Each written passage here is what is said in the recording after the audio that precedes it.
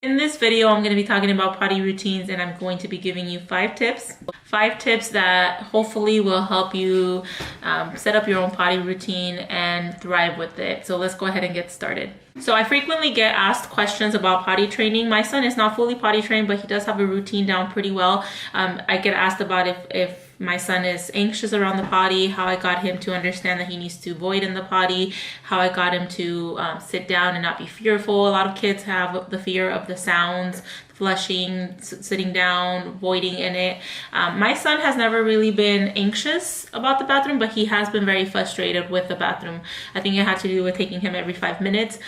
So with this routine, we are, me as a mom, as his mom, as a person that takes him, I only take them every hour. ABA, when they're here, they take them every 20 to 30 minutes. That's the only difference in it, but the routine is the same. My first tip would be to talk to your BCBA and set up a potty routine. Be aware of what steps they take and make sure that you take them as well. If you don't have a BCBA or if you're not currently doing ABA therapy, it's very easy to make your own routine. You decide what steps you think are important, whether it be turning on the light, or if you don't care about turning on the light, whether it be pulling down the pants and pulling them up. It's very easy to make a routine, and just make sure you stick with it. I'm also going to be making another video going step by step with all the steps, pretty much Christian's routine. I'm going to be going through that with you guys, and you guys are more than welcome to kind of like pick and choose if you guys want to follow something similar, or if you guys want to follow the exact same routine, and I'm going to be showing you how he does with that. So stay tuned for that video coming up real soon.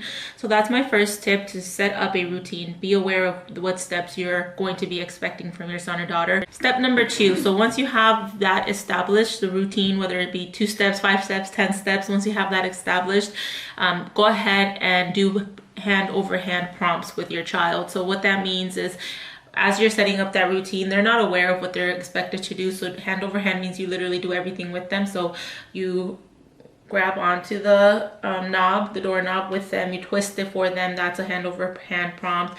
You turn on the light with them, you help them pull down the pants, but you're doing everything with him. So his little hands should be on the pants, his little hands should be on, his or her should be on the light switch. So everything is guided by you. Once you feel like they've got the routine kind of down, you could do less prompts. So more prompts in the beginning, slowly decreasing them, and then no prompts is the goal. So with Christian right now, I don't really have to do hand over hand. I just do, sometimes I'll tap his shoulder, I'll tap the light bulb, the light switch.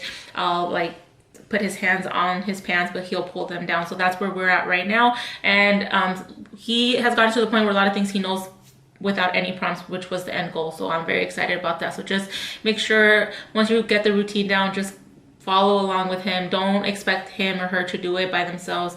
If they do, great, but you can definitely do hand over hand. That would be my second tip. Tip number 3 would be, if they are anxious or annoyed or angry, or just in general, another good tip would be to just make sure you make it fun. Make sure you're entertaining them, whether it be a story. Right now I have a story made up, it's laminated with Christian's picture talking about what they do in the potty, or just a favorite story that they have, a book.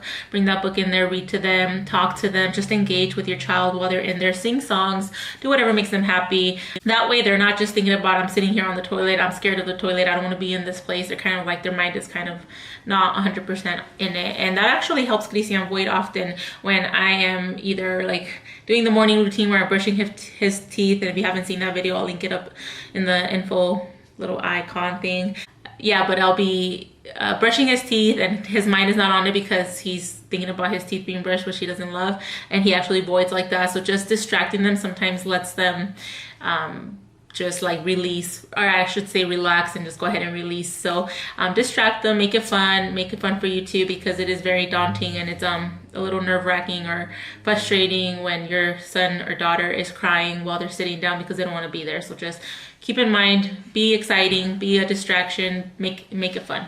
Tip number 4 would be to give your son or daughter praise or the reinforcement as soon as they do the tasks that you want them to do, whether it be to just complete 5 of the steps that you want them to do. If they turn on the light, pull down their pants, and sit down, that's 3 steps. And if you're happy with that, and if that's all you asked for, go ahead and reward that. Give them a candy, or give them the iPad, give them a sticker, whatever is their reinforcer. Go ahead and do that, because it's very important that they know what they're getting rewarded for.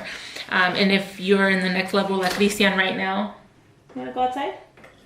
Christian is at the point where he knows all of his routine and he knows what he needs to do, that he doesn't get a candy, which is his reward. He doesn't get a candy for every void or even doing the routine. He gets a candy when he voids number 2. So because that's very hard to catch, or sometimes he doesn't love to, I mean, he doesn't hate it, but we're really focused on number 2. So he only gets a reward when he goes number 2. So just keep in mind, whatever your goal is, your next goal, or like where you're at in this stage of routines, make sure you reward them or praise them as soon as they're done doing the one task that you asked them to do.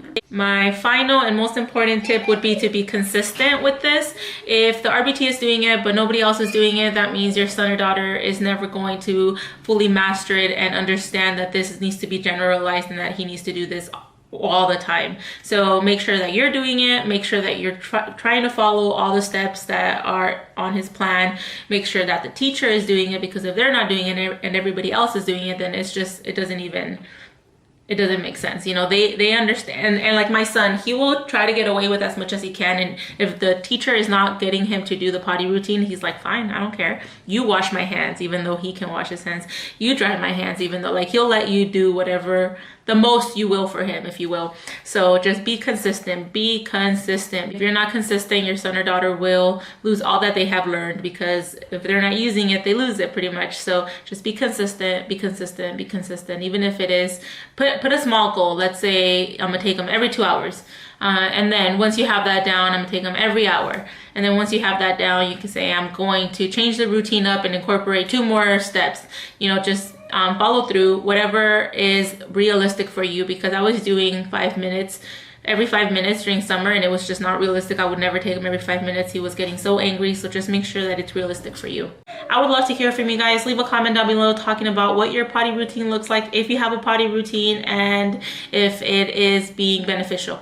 Thank you for watching, and we'll see you in the next video. Bye. Sir, can I help you? I can't go here. I'm recording a video. What time is it? We have to pick up Haiti soon. My goodness. Ugh. Oh, you moved it. That's it. You moved it. I don't know. Oy, oy. What on earth? Yuck. What are you doing? Are you happy? Look. We're happy. You're guilty. What did you do? What did you do if you're guilty? Look, happy. You gotta point to what you're feeling. Guilty? What did you do? Did you go poo-poo? Is that why you're feeling guilty? Huh? Did you go poo-poo? You're playful. This is you. Excited?